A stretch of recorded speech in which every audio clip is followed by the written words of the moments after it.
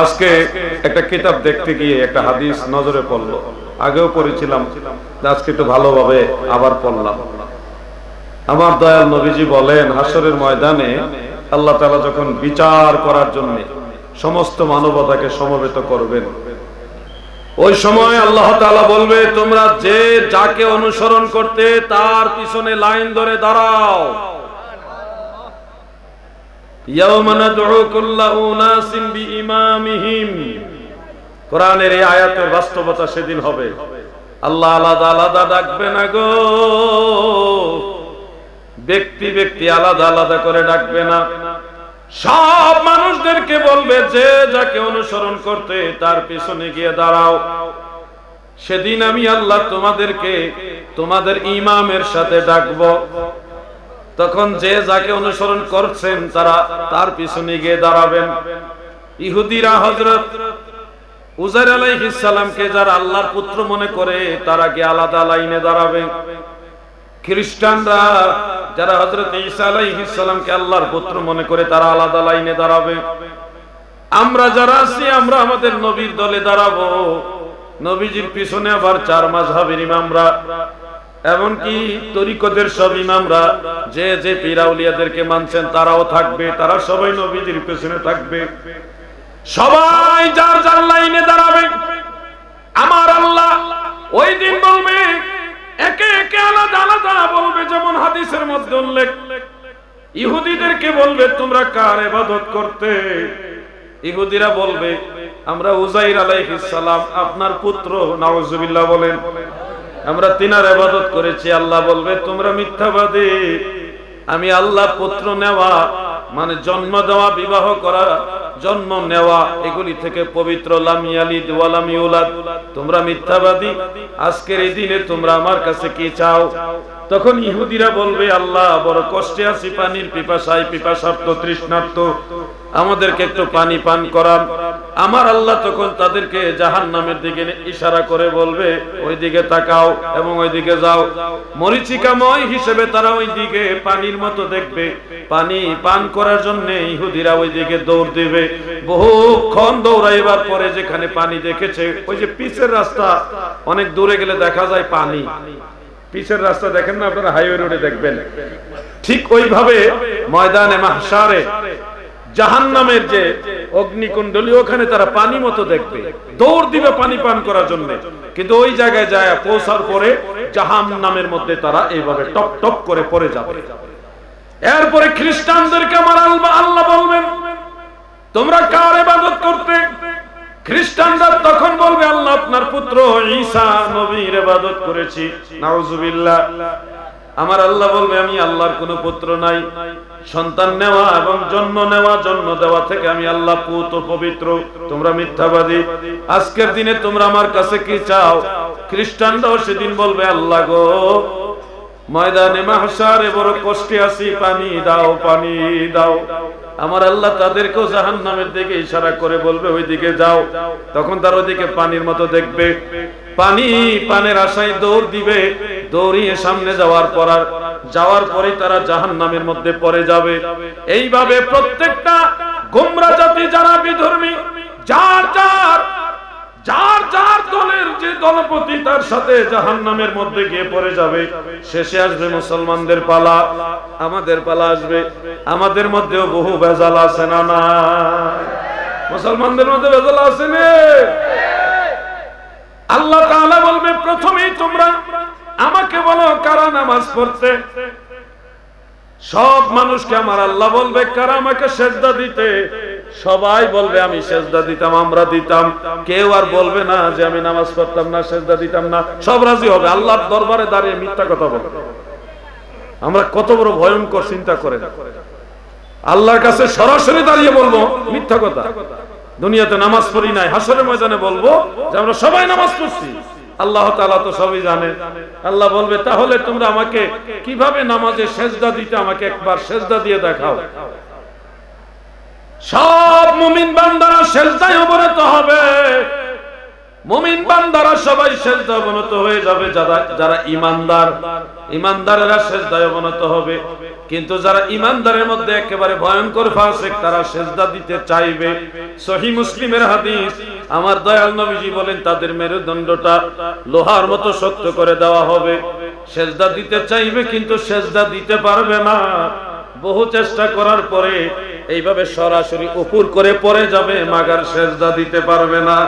ভাগ হয়ে যাবে দুই ভাগ, উম্মতের মাঝে দুই ভাগ, ঈমানদার আর বেঈমান অথবা জাহান্নামীরা দুই ভাগ হয়ে যাবে। ঈমানদারদের মধ্যে আরেকটা গ্রুপ, তারা সিজদা দিবে না। একদল তো সিজদা দিয়েছে, মেজরিটি মুসলমান তারা সিজদা দিয়েছে। আর ফাসিক কাফের যারা, ঈমান হারা যারা, তারা সিজদা দিতে চাইবে কিন্তু দিতে পারবে না, পড়ে যাবে। কিন্তু মুমিনদের মধ্যে যারা ভালো মুমিন, উচ্চতর মুমিন, খুবই মর্যাদা সম্পন্ন মুমিন, তারা সিজদা দিতে চাইবে না, সোজা হয়ে দাঁড়িয়ে থাকবে। এরা চেষ্টাও করবে না সিজদা দেওয়ার জন্য। আল্লাহ তাআলা বলবে তোমরা কেন সিজদা দিচ্ছ না? তারা বলবে আপনি কে? আমরা আমাদের আল্লাহ ছাড়া কাউকে সিজদা দেই না। সুবহানাল্লাহ বলবেন না? এরা হাসরের ময়দানে দাঁড়িয়ে আল্লাহকেই বলবে আপনি কে? আমরা আমাদের রব আল্লাহ তাআলা ছাড়া আর কাউকে সিজদা দেই না। আমরা মুশরিক নই, আমাদের প্রভু একজন, তিনি একক, অদ্বিতীয়, মহাপরাক্রমশালী, শুধু আমরা আল্লাহকে সিজদা দেই, আর কাউকে দেই না। আল্লাহ তাআলা তখন বলবে আমি তো তোমাদের রব। মুমিন বান্দারা বলবে আপনি আমাদের রব, প্রমাণ কি? আপনি আমাদের রব, প্রমাণ কি? আল্লাহ তাআলা তখন বলবে তোমরা তোমাদের রবের কি নিদর্শন জানো? সহিহ মুসলিমের মধ্যে উল্লেখ, মুমিন বান্দারা বলবে আমরা জানি, আমাদের রবের কুদরত দেখলে আমরা বিশ্বাস করব, বুঝবো আমাদের রবকে। তখন আল্লাহর কুদরতের পা বাড়ায়া দিবে, আমার আল্লাহর কুদরতি পা বাড়ায়া দিবে গো। তাবিনী অর্থে আমার আল্লাহর কুদরত জাহির করবে। জাহির করার পরিমাণদারেরা ভয়ে থরথর করে কাঁপা শুরু করবে, সাথে সাথে সিজদায় অবনত হয়ে বলবে আল্লাহ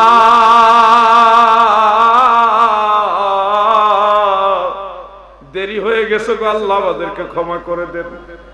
আমরা ভাবছিলাম যদি শিরক হয়ে যায় এজন্য সিজদা দেইনি গো, আল্লাহ ক্ষমা করে দেন। আমার আল্লাহ বলবেন আমি এটাই পছন্দ করি। সুবহানাল্লাহ। সেদিন ঈমানদারদের মধ্যে যারা, এই যে মুমিন বান্দা, তাদেরকে আল্লাহ বলবে জান্নাতে যাও। মুমিনদের মধ্যে দুইটা ক্লাস হবে, ওই যারা জান্নাতি তাদের মধ্যে দুইটা ক্লাস। একটা ক্লাস হবে আবেদ, আর একটা ক্লাস হবে আলেম। আলেম বলতে কামিল পাস করলে আলেম না, কোরআন হাদিস পড়লেই শুধু মাওলানা হয় না। নবীর প্রেমের পাগল যারা, তারাই মাওলানা। আমার নবীর প্রেমের পাগল যারা, আরে কোরআন হাদিস পড়লেই শুধু আলেম তো হয় না, কোরআন হাদিস পড়লেই শুধু মাওলানা হয় না। নবীর প্রেমের পাগল যারা, ইন্নামা ইয়াখশাল্লাহ মিন ইবাদিহিল উলামা। প্রিয় ভাই বন্ধুরা আমার, এই দুই শ্রেণীর মানুষদের মধ্যে যারা আবেদ, আবেদ মানে যারা মুরিদ, নামাজ পড়ছে, হালাল খাইছে, হারাম বর্জন করছে, পরের হক নষ্ট করে নাই, ঠিক মতো চলার চেষ্টা করেছে, আল্লাহর ওলিদের সোহবতে থেকেছে, মোটামুটি আমল ভালো, তাদেরকে আমার আল্লাহ বলবে উদখুলুল জান্নাহ, তোমরা সবাই জান্নাতে প্রবেশ করো। সুবহানাল্লাহ। কিন্তু যারা আলেম তাদেরকে আমার আল্লাহ বলবে কিফ, তোমরা দাঁড়াও, তোমরা জান্নাতে যেও না। আলেম বলতে কারা গো? ইন্নামা ইয়াখশাল্লাহ মিন ইবাদিহিল উলামা, আল্লাহর বান্দাদের মধ্যে যারা আল্লাহকে ভয় করে তাদেরকে আমার আল্লাহ বলছে আলেম। আর অন্য আয়াতে আমার আল্লাহ বলেন আলা ইন্না আউলিয়া আল্লাহি লা খাউফুন আলাইহিম ওয়ালা হুম ইয়াহজানুন আল্লাযীনা আমানু ওয়া কানু ইয়াত্তাকুন। আমার আল্লাহ এখানে বলেন সাবধান, নিশ্চয় আল্লাহর ওলিগণের ভয় নাই এবং তারা চিন্তিত হবে না। যারা ঈমান এনেছে গেছে ওয়া কানু ইয়াত্তাকুন, এবং তারাই হলো আল্লাহকে ভয় করেনেওয়ালা, ভয় করে আল্লাহকে ভয় করে যারা, তাদের নাম পরিচয় আমার আল্লাহ বলেছে তারা আল্লাহর আউলিয়া। তারা কি? আল্লাহর আউলিয়া। এই আউলিয়ারাই হলো আল্লাহকে ভয় করে, আর ওই আউলিয়াদেরকেই ভয় করেনেওয়ালা হিসেবে আল্লাহ কোরআনে আলেম বলেছে। অতএব এই দৃষ্টিকোণ থেকে যারা আল্লাহর ওলি তারাই হলো আল্লাহর দরবারে আলেম। সুবহানাল্লাহ বলেন। প্রিয় ভাই বন্ধুরা আমার, ওই আলেমদেরকে আমার আল্লাহ দাঁড় করিয়ে বলবেন তোমরা জান্নাতে যাইও না, তোমাদের মধ্যে যারা মহব্বতের মানুষ কিন্তু আমল খারাপ হওয়ার কারণে জাহান্নামী হয়ে গেছে, আমি আল্লাহ তোমাদেরকে পারমিশন দিলাম, যাও তাদেরকে জাহান্নাম থেকে বের করে করে জান্নাতে নিয়ে যাও। এই যে আজকের দিনে যতগুলি মানুষ এখানে উপস্থিত, অধিকাংশ মানুষ খান্দুরা দরবার শরীফের ভক্ত, অন্যান্য দরবারের মুরিদানরা এখানে আছেন। আপনারা পীর ও মুর্শিদ আল্লাহর ওলিদেরকে ভালোবাসেন, ভালোবাসেন না? আওলাদের রাসূল হিসেবে আল্লামা সৈয়দ জুবায়ের কামাল সাহেবকে ভালোবাসেন না?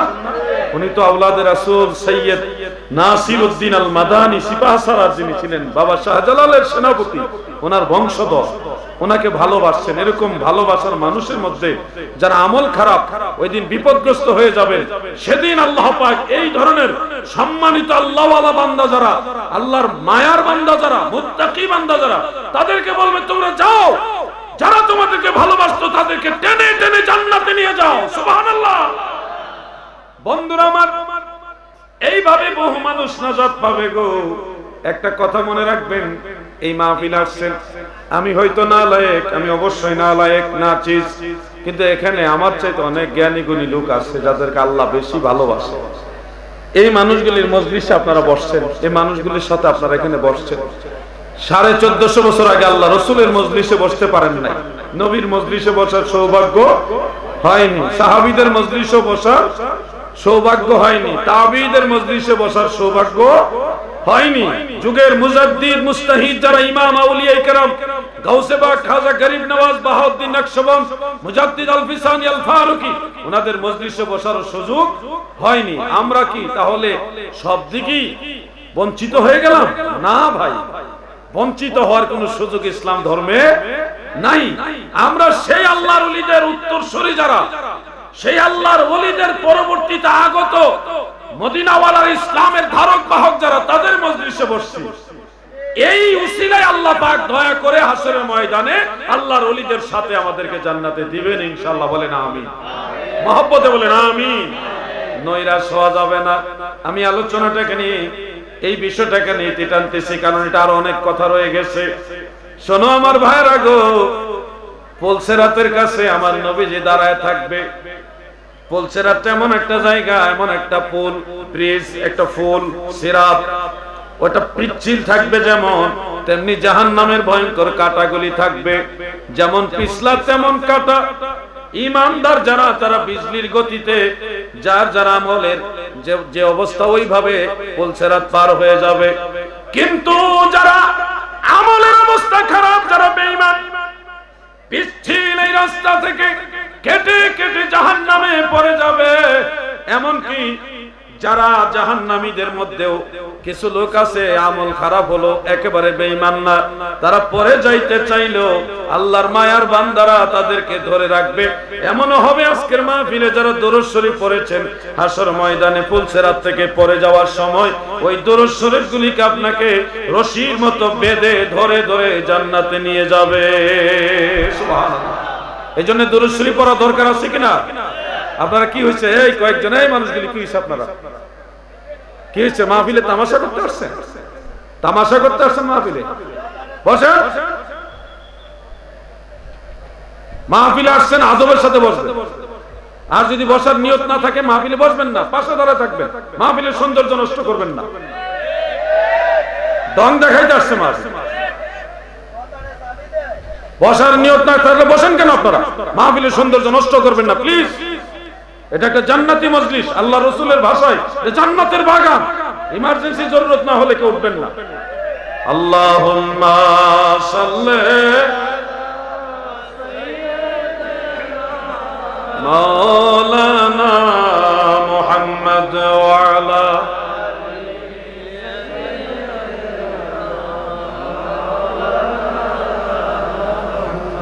গভীরভাবে খেয়াল করবে।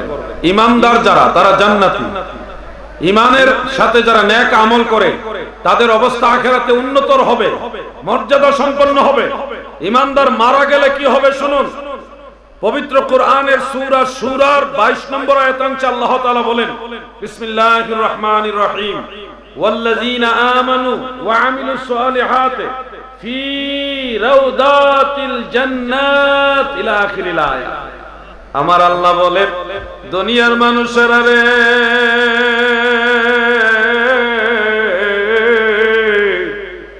ওয়াল্লাযীনা আমানু যারা ঈমান আনে, ওয়া আমিলুস সালিহাত এবং নেক আমল করে, ফি রাউদাতিল জান্নাত তারা জান্নাতের বাগানে থাকবে।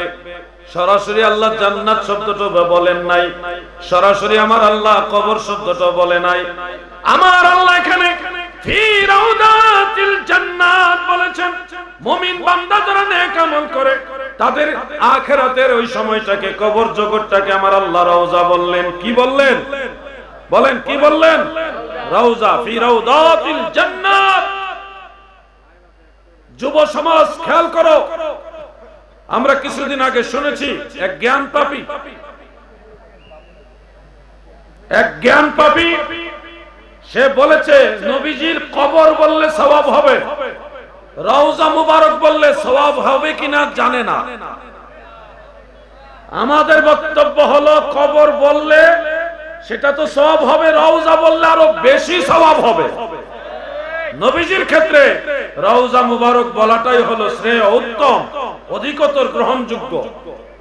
উনি ইনকার সূচক অথবা অজ্ঞতা সূচক, অজ্ঞতা সুলভ বলেছে রওজা মুবারক বললে সওয়াব হবে কিনা আমি জানি না। কবর শব্দটার মধ্যে তিনটা অক্ষর, কফ বা রা, তিন অক্ষর যদি কোরআনের আয়াতাংশ হিসেবে নেই তাহলে প্রতি অক্ষরে 10 নেকি হলে 3 10 কত বলেন? কত? 30টা নেকি। কবর বললে 30টা নেকি। আবার রওজা বললে কয়টা নেকি শুনুন। রা ওয়াও দোয়া দুলতা কটা? 4টা অক্ষর। কোরআনের আয়াতাংশ হিসেবে যদি প্রতি অক্ষরে 10 নেকি ধরি তাহলে 4 10 কত বলেন তো? 30 বেশি না 40 বেশি? কবর বললে 30 নেকি, রওজা বললে 40 নেকি। উনি বুঝে না যে কবর বললে সওয়াব হবে, সওয়াবের আশায় কবর বলে নবীর কবর, আর রওজা বললে সওয়াব হবে উনি জানে না। আরে এত কম জেনে ওয়াজ করো কেন?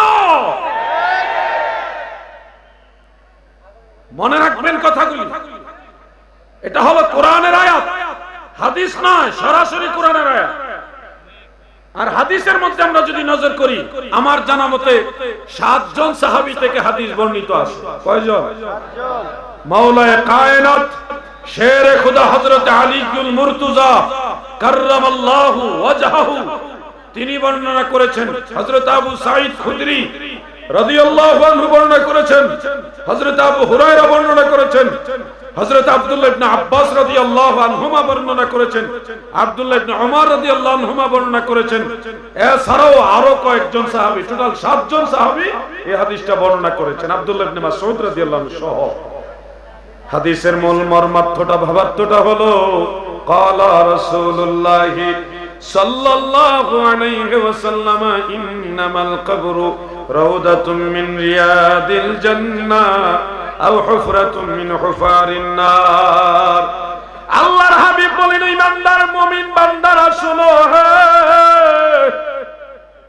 মুমিন বান্দার কবর হবে রাউদাতুম মিন রিয়াদিল জান্নাহ, মানে জান্নাতের বাগান রওজা হয়। আর যারা মুমিন না, বেঈমান, তাদের কবরটা হয় জাহান্নামের গর্ত, অগ্নিকুণ্ডলী। দুইটা হাল কবরের বয়ান করেছেন আমার দয়াল নবীজি।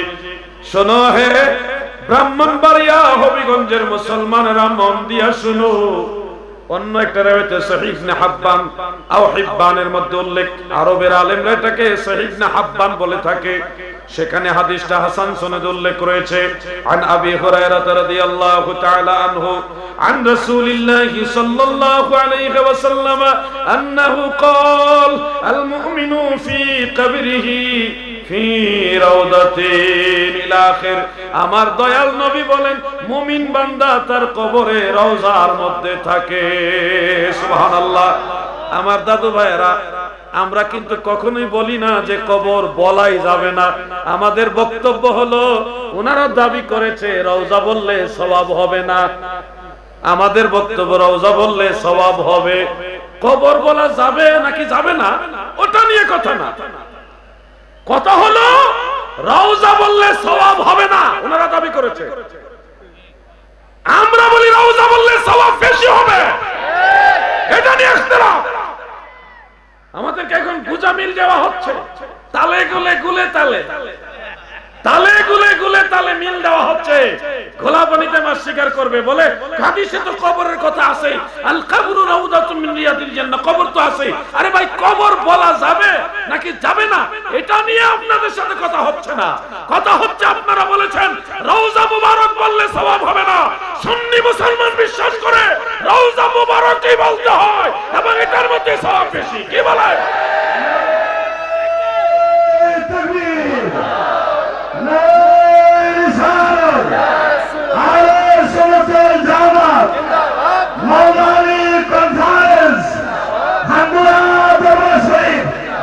আমি যেটা বলতে চাচ্ছি, ওয়েট এন্ড সি, গভীর মনোযোগ বলবেন। এটা তো সওয়াব কিভাবে হবে? সওয়াব হবে না হবে এই কারণেই যে কবরের ফজিলত হলো রওজা, কবরের মর্যাদা হলো রওজা। কবর এটা জান্নাতের বাগান, এটা মর্যাদা। কবরের মর্যাদা হলো এটা জান্নাতের বাগান, মর্যাদা। এটাকে আরবিতে বলে ফজিলত। তো ফজিলতের জিনিসের মধ্যে আলেম ভাইরা বলেন তো ফজিলত মানে কি সওয়াবের জিনিস না? ফজিলত মানেই তো মর্যাদা সম্পন্ন জিনিস, যেটা সওয়াবের সাথে জড়িত, মর্যাদার সাথে জড়িত। ওনারা বাংলা বুঝে আরবি বুঝে না। বলদ বলদ, উলুদুন বুলুদুন। কয় কবর বলতে হবে, রওজা বলার দরকার নেই। আপনারা বলেন তো। আমি এখানে একজন ভাই, আপনার কথাই বলি, আমার ডান দিকে তাকান, ওনার মাথায় এটা কি? তারা মনে কিচ্ছু চিনে না। আওয়াজ দিয়ে বলেন ভাই, মাথায় কি এটা? সবাই একমত? এটা কাফন না? কেউ দি কাপড় পেলেন না, কেউ কাপড় বললো না, সবাই বললো এটা কি? পাগড়ি। শোনো ভাই আমার, এটা একটা কাপড়, মোটা কাপড় আর কি। এখন মাথায় দিছি, এটার নাম কি হয়েছে? জোরে বলেন। কেউ এটাকে কাপড় বললো না, সবাই বললো এটা কি? টুপি। আমার এই ভাইজানের মাথায় আছে, ওনার সবার অধিকাংশ মানুষের মাথায় আছে। এটা কি? টুপি। কেউ কাপড় বলে না। এটা এখন মর্যাদার সাথে জড়িত। মাথায় যখন কাপড় পেঁচা, এটার নাম হয়ে যায় পাগড়ি। আপনারা কি জীবনে কোনোদিন স্বর্ণ দেখছেন? মনে হয় দেখছেন, কিচ্ছু চিনে না তারা। স্বর্ণ দেখছেন? এখন যদি আপনাদের সামনে একটা সোনা রাখা হয়, স্বর্ণের টুকরা রাখা হয়, এদিকে তাকান, এদিকে তাকান, স্বর্ণের টুকরা যদি রাখা হয়, তাহলে এটা কি স্বর্ণ বলবেন না মাটি বলবেন? কি তার হিসাব চলে আসছে মনে নাকি? ওই তো ফুলাফেনের রহস্যবার, ওই বুঝেনি তো? বুঝছেন নি? একজনের ভগের হাত হাত দিছে আর কি। তা আমরা একটু জিকির করি, লা ইলাহা, আরো জোরে, লা ইলাহা, লা ইলাহা। আরে সবাইকে সুর ধরতে যাও, কত যাও। লা ইলাহা, এই কালেমা যে পড়বে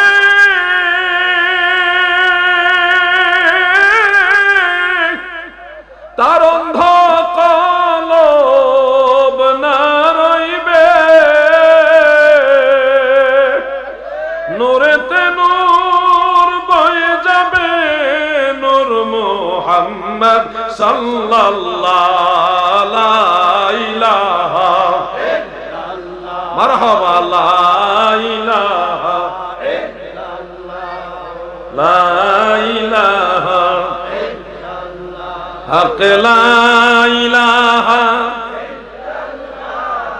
মুহাম্মদ রাসূলুল্লাহ সাল্লাল্লাহু আলাইহি ওয়াসাল্লাম। আমার দাদু ভাইরা খেয়াল করেন, একটা স্বর্ণের বার ধরেন, এতটুকু একটা স্বর্ণের বার এনে আপনার সামনে রাখা হলো, বলেন এটাকে মাটি বলবেন না স্বর্ণ বলবেন?